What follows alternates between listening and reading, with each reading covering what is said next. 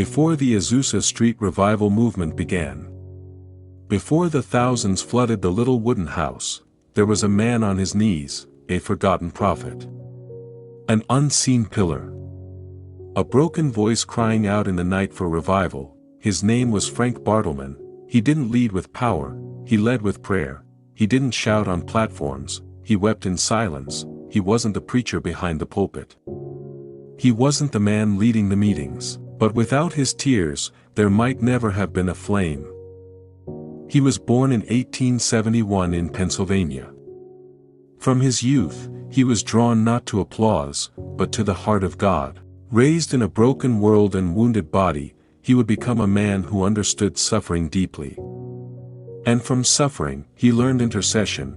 When he moved to Los Angeles, something gripped his spirit. The churches were many, the sermons loud, but the altars were dry.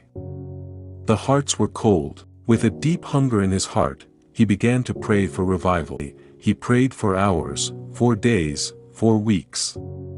He cried out with a broken spirit. He wasn't alone, but he was rare.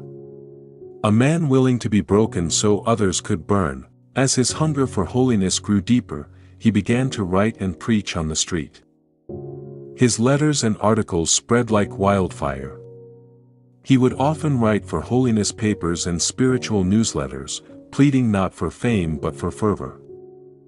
He warned against pride, professionalism, and performance in the pulpit. He believed the Spirit could only move where men were willing to bow low. His words were fire on paper. He was a true example of a believer. He lost children to sickness. He endured poverty.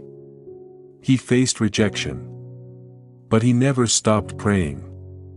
Never stopped weeping. Never stopped believing. When the meetings at Azusa Street began under William J. Seymour, it was not a coincidence. Bartleman had already paved the way in the Spirit. His secret prayers watered the dry ground that others would stand on. He became the chronicler of the Azusa Street revival, documenting it with diligence and a reverent heart.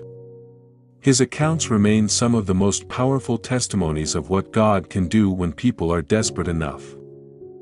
But he never took the credit. He always pointed to Jesus, the Holy Spirit and the cross. To Frank Bartleman, revival was not a performance, it was death to self. It was tears on the floor. It was hunger that could not be satisfied by anything but God, and even as the revival faded in years to come, Bartleman never stopped. He preached across the nation.